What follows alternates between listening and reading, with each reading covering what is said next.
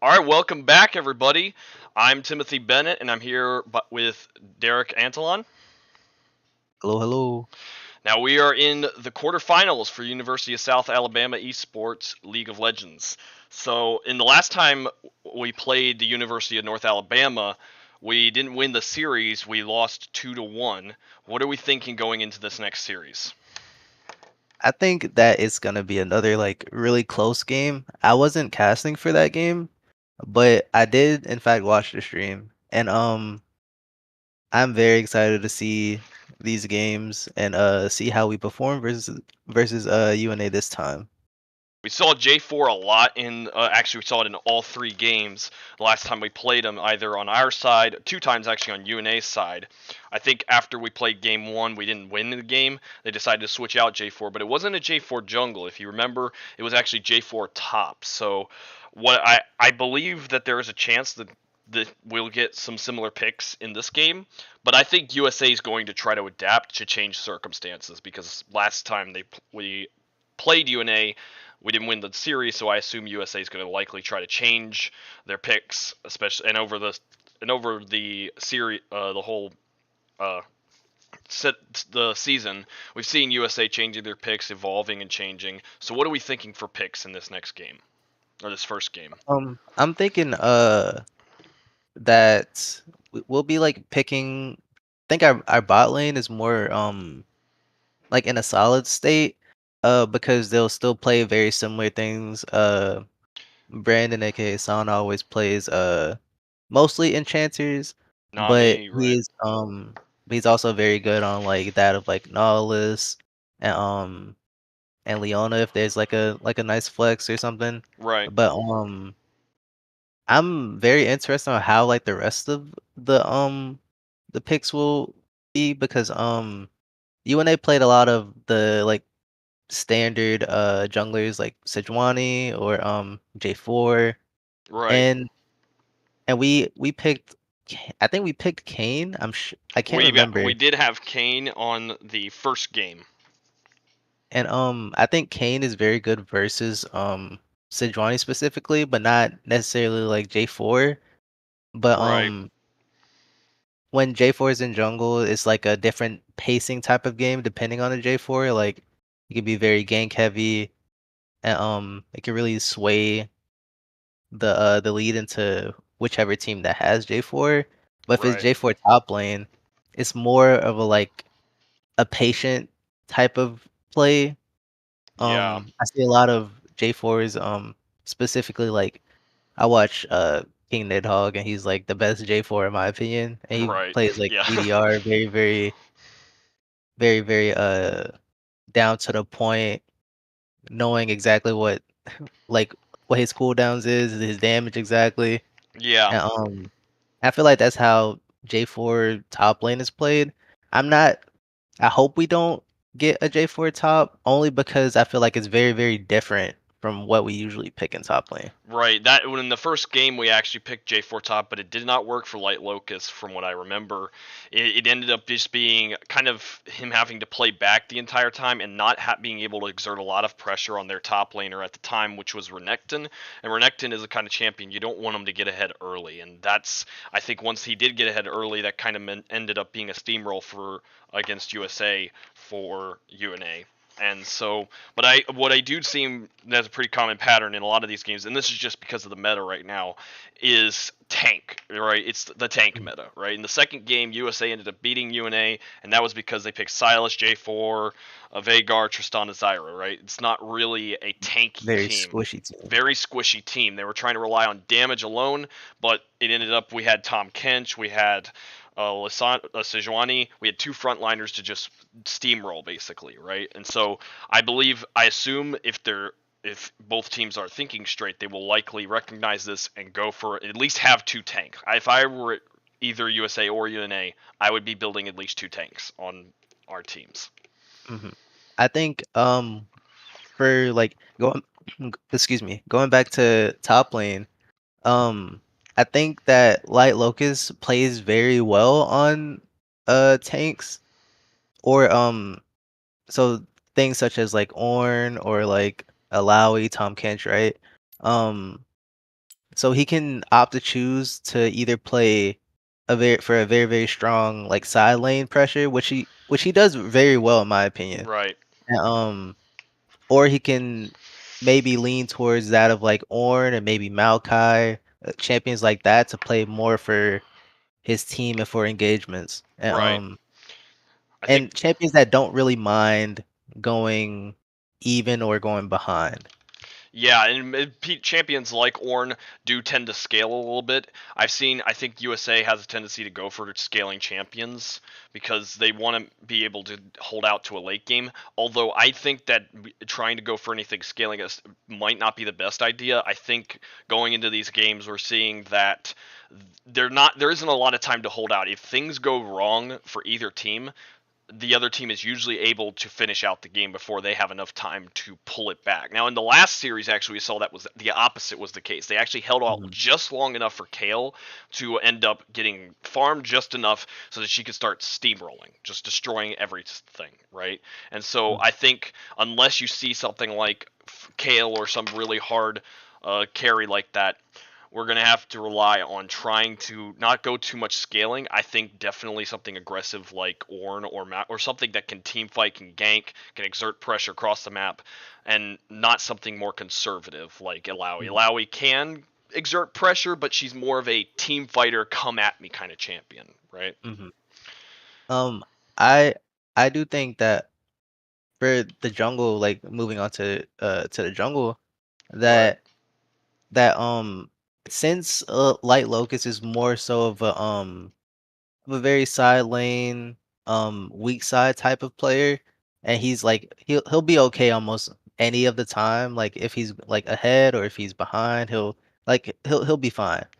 So I would right, like to see our jungle to play more towards bot so he can be able to unlock the roams from Brandon, because his roam timers are very good, and if um if we get ahead in the bot lane, he can just ditch the ADC, and I'm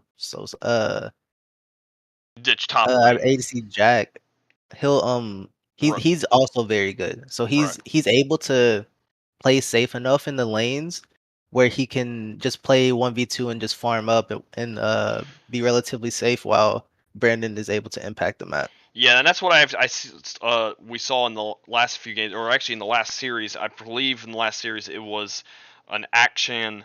I think that was an action bot for game one for USA, right?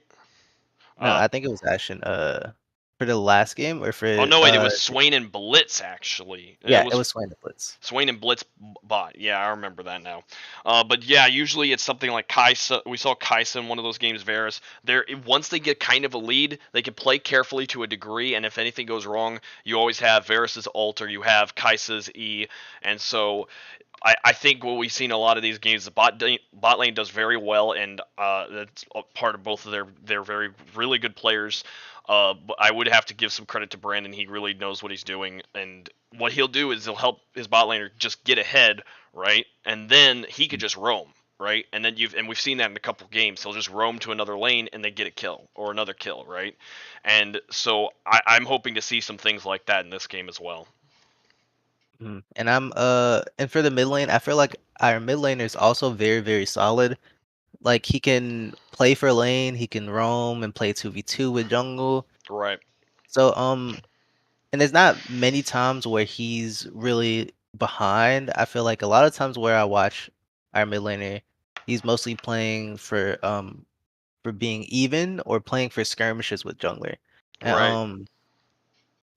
so I think that he's very good on those skirmishes, those skirmishing type of champions, and he's able to help out his jungler when needed, and also able to relatively scale, not having like the best early game, but Yeah. is able to not lose. You know. Yeah, it's able to hold steady for just long enough. Bot laner ends up getting ahead, and that ends up being their win con, and then he's able to help carry out the game. Mhm.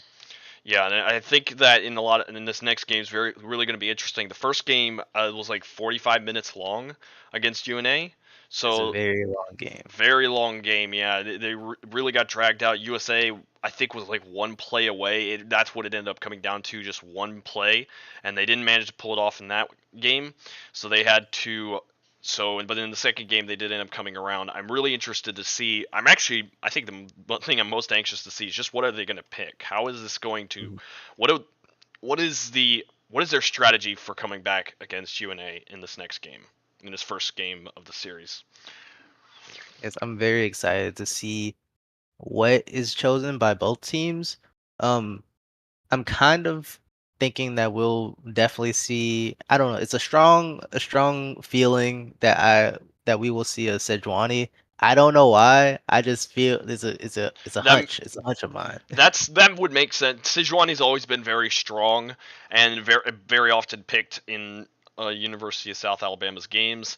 So USA has either picked it themselves or their opponents has. It's pretty clear that Sejuani is a pretty solid pick. You have a lot of disable, really tanky, can go in, get out pretty easily, and so Sejuani is. I could imagine easily see Sejuani game one, two, and three possibly. I mean, but it depends on the meta. I've been looking at a few of the win rates for champions in the meta recently, and I'm curious to see what Sejuani is at. Right now, Sejuani is actually really not meta according to U.GG, at least in the platinum bracket at the moment. Uh, but that might mean they're. I don't know if they've. I don't think they're going to U.GG necessarily. Of course, this might have been said before, but the gameplay in esports versus the gameplay in solo queue is a lot different because you're a lot more coordinated, right? You're playing with the same people over and over again, right? And so the Mhm. kind of game, so what is exactly considered good and bad is a little bit different. So while in solo queue you might have a champion having a very low win rate, you may have in esports being higher win rate. Take for instance Lilia in professional esports. Lilia has a win rate in solo queue, and yet upon release she was considered broken in professional esports, and that was because it wasn't just because of how good she was when you knew how to abuse her. She was considered the fastest farmer in the game. It was also how you could play with your team, and it was just so good to play with her because you have a 5-man sleep basically, right? But you have to know Mhm. how to combo that correctly, and champions that kind of rely on that kind of comboing are not as good in solo queue. So sometimes I guess that win rates aren't necessarily representative of what's going to happen in games. Sejuani I still think is a pretty strong pick despite this win rate, but it really depends on how they execute it. Yeah, most definitely. Because in competitive, there's so many different champs that like you'll normally see from that differ from solo queue. Things like Yasuo and like Katarina have very like decently high like pick rates in solo queue because that's just the nature of the champion. That's where they thrive on like Right. skirmishes and mistakes. But in higher elos and professional play, there's very little mistakes to capitalize on. So those champions are just rarely picked. Like Katarina, I've never seen picked in a competitive game ever since I've started playing the game and started watching. But you also every so often from like maybe like a specialist like type of player that just specializes in that champ. But Right. things like Sejuani always perform very well in competitive setting Right. due to the nature of the champ. Right. She has a lot of ability to combo well with teammates. She has an ulti that's a good stun right there. She could combo well. But another thing, and I'm not sure about this one, so I have to confirm this. But I believe her stun, her flail, actually, your teammates can help stack that. Is that correct? Yes, if the champion is melee, if they auto attack another champion, it adds a stack. Okay. So yeah, that's probably part of the reason, because if you don't have teams that you don't combo correctly with that, you're you're not going to really have a very good game necessarily. But Mhm. if you're all coordinated, which is the assumption in esports, then it's going to play a lot better. So I can definitely see Sejuani in these games.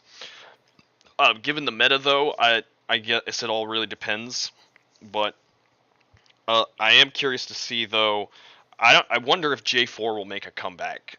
Oh well, not a comeback. I guess. Will we see him again? Because we did see him in all 3 games that USA played against UNA. Mhm. I think one champ that's very like fitting for the USA style of play that should low key be a priority is is that of Malphite. Malphite is a completely busted champion right now, in my opinion. I And would have to agree. Yeah. I feel like Light Locust will have a very good time picking that champ. Um, very easy to pilot. Also has very good damage with like that of Comet. Good sustain due to his W passive, and of course he has his ultimate that can always dictate a fight. Right. And as it stands right now, he's actually considered a very, very good pick in the newest patch right now. So Malphite's definitely a strong pick. I wonder if there is a Malphite pick. I know this is a cheesy combo that's been done before, but I wonder if we'll see a Yasuo mid if we do see Malphite. What have we seen Yasuo from our mid laner that much? Uh, I don't think so. I think our mid laner mostly plays like when they play AD, they mostly lean towards that of like Action or Kiana or something similar. Right. That makes sense. Yeah, so but I could definitely see a Malphite. I mean, I don't know how many times we've seen Malphite in the series, at least for USA, but it'd be interesting to see it in this game as well. Mhm. Another like very like high priority um champion for solo queue that can also fit towards competitive play is is that of Jinx. I think Jinx is very like I won't say OP, but definitely the best ADC at the moment. And Jinx is very strong right now, yeah. And I think with Jinx being in the game, that like kind of dictates maybe Jarvan will be in the game as well because those champions synergize very well. Jarvan also does decently well versus Malphite, at least in my opinion. And right. I think that those three champs are very good at the moment and good in the meta. So I would like to see at least one of them picked. I think if either one of them is picked, it'll likely be Jinx. It fits a lot with USA's playstyle. I think we've seen Jinx on USA picked Jinx a couple of times as well. It also goes with their playstyle. They want to scale pretty well for into late game, and Jinx is the kind of champion to do that. And especially with where she is at the meta right now, Jinx Mhm. is a pretty solid pick. So I could definitely see that in at least one of these games. Malphite as well. I haven't seen Malphite be picked by USA, but I think it would be a strong pick, especially if you pick Jinx as well. Right? I agree. Yeah. I think the other thing we're going to talk about before we're about to get started soon is I was thinking on the UNA side, what strategy are we thinking they're going for in this game? I think that they play a lot of like a very, very patient They play a bit of game, yeah. I They kind of think. yeah. From what we were seeing from these picks in the first game, they played Renekton's, Sejuani, Tom Kench, Senna, Victor. Besides one of the games, they tend to pick a lot. They tend to pick some tanks. They tend to try to go. They don't go for scaling as much. And with that Senna bot lane, they do tend to pick a little bit off meta picks in some cases. Mhm. And for instance, in their first game, they had Senna as a bot laner, which is not very standard. But Oh yeah, they have fasting center. I remember. yeah, it did end up working for them, but it's not very standard, right? And so that's one thing Mhm. about UNA is they tend to kind of throw you for a curveball, right? They don't really pick traditional picks that you'd usually see, but they do make it work, right? But Mhm. now for their second game, they did against USA, they went for we're not going to go traditional again, except the meta right now is not the time to go this untraditional, as in no tanks. So they did end up losing that game. They followed up on the last game. They went Ash bot lane, which I I am glad to see, to say the least. If I'm being perfectly honest, I am just about up to here with seeing Ash supports in my solo Yeah. queue games. I literally I have started permabanning Ash for that reason alone. I Mhm. cannot stand an Ash support, and not even because I think it's like overpowered. I could just build cleanse, but Mhm. it's annoying, right? Like if you get caught out, oh no, you can't run away. She's got a slow, right? But Mhm. for the first time, it's like, oh look, Ash bot lane, like it's been the first time in eternity that's been picked, even though that is the standard. Uh, but then we also there was I J4 jungle, Renekton top, and Swain mid. So traditionalish on the last game to an extent, but I don't think from the games I've seen of UNA when they play against USA, they don't, you cannot predict them too well, right? It's not easy to predict exactly what they're going to pick. So you have to sort of play, you really do have to put some emphasis on the picking stage. I mean, you always do, but especially against UNA. I think I'm not necessarily sure, but from just looking at their champions because I wasn't there for a good majority of their games. I just like kind of glanced over them. That that they play more of like they'll pick like a scaling type of carry for either ADC or mid. Like they chose Swain in the last game, then they chose Veigar in the second game, they chose Victor in the first. So so they have that win condition of like a scaling mage champ. Swain necessarily being good versus the front line that USA was Oh, playing in the last game. and it looks like And we have gotten in. Okay, okay, oh, now this is different. If you can tell, they've oh, it's actually this one. they're already on to. Oh, are they already on the picks, or these are just the bands? Oh, the bottom one's the bands and the tops are the picks. Okay, so apologies for a little bit of a late delay on that. But Aurelion Soul. so we see Aurelian Soul for UNA. That is interesting. And this is actually a different picking format, Mhm. website, I guess. I think it looks pretty cool. Yeah, this is the one that people usually use. Uh, The one that I'm familiar with. yeah. So and then we're also seeing on their side Melio and Wukong. Then we see a hard carry. That's kind of what we were expecting. Aphelios and Nautilus, kind of aggressive. Jinx banned, and Ari probably likely mid for USA. Yeah, most definitely mid. Ari's doing very, very good in the meta right now as well. Um, what I would like to see from that of USA is I would like to see Ari be more like a roaming skirmish type of play style. Um Only because Aurelion Sol is just gonna sit in lane until like level like in my opinion, Aurelion Sol is not much of a champ until level like 11.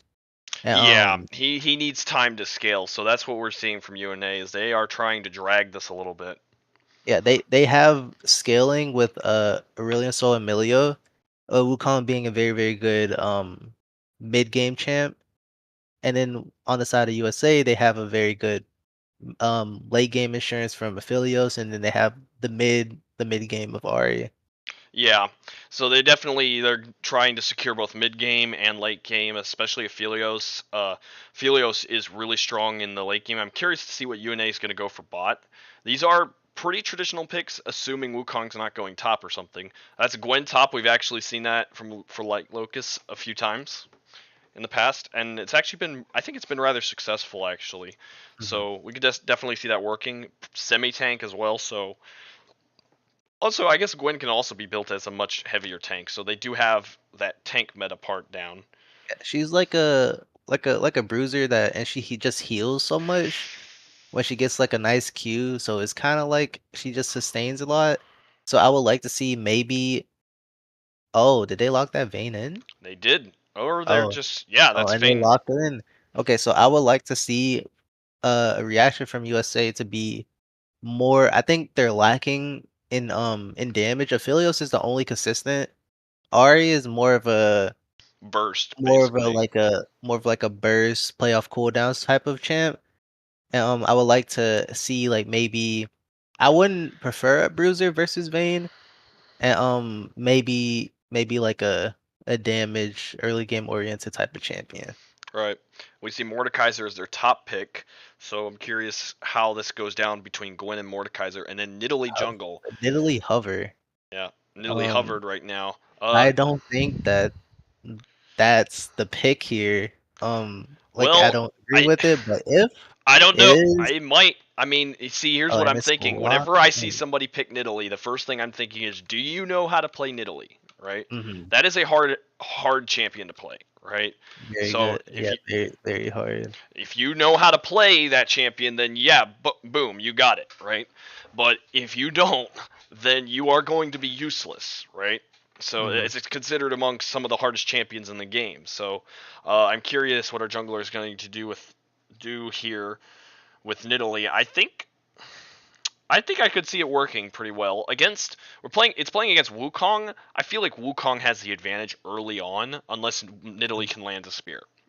So I think even if Nilly lands the spear, she can't out damage Wukong. So I think Nilly should try to avoid Wukong at all costs in the earliest parts of the game. And I think we need to be able to play more towards our bot so our Aphelios has a nice easy scale. And, right, and also trying to delay the scaling of both Milio and Vayne. Those two champs, of course, scale incredibly hard, yeah, as well as Aurelion Sol. yeah. So they do have a lot of scaling on UNA side.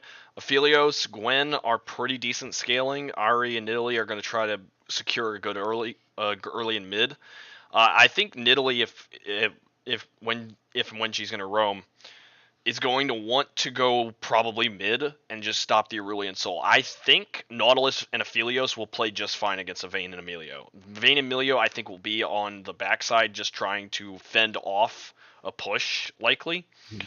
And we'll just have to play safe until they can start carrying. So I think for the first part of the game, Nidalee's not going to have gank spot, but will have ganks against Aurelion Soul, right? And with an Ari, if Ari lands a charm, that could easily be burst and kill with an Italy and an Ari. I mean, you have two assassins right there. Yeah, most definitely with the charm making an easy spear for Nilly. All right, But hold on. What happened? hmm, They locked in a different champion. You seen this? let me see.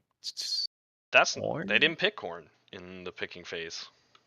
Maybe it was just A maybe it glitch? was a mistake. Glitch? Mistake? I don't know. I guess so. But yeah, I guess I did see in the Okay, chat so the before the Gwen is actually Ornn. Okay, so Gwen And, is actually Ornn. which is in my opinion, uh I think it's a little worse than the Gwen only because Vayne exists.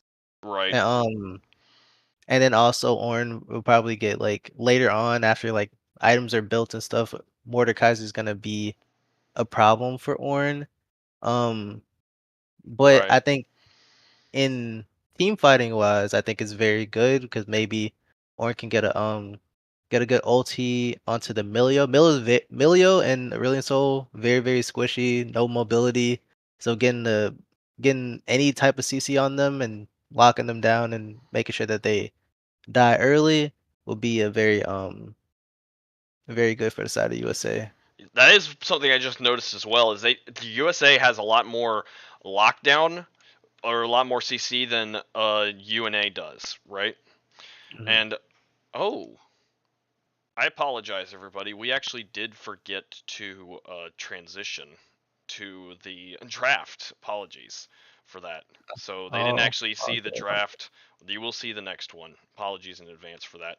Uh, but I mean, I guess we were calling them out as well, so they Mhm. did get at least some of it. But yeah. So and also make sure to note that Gwen is not Gwen. It's Ornn. Uh, Mhm.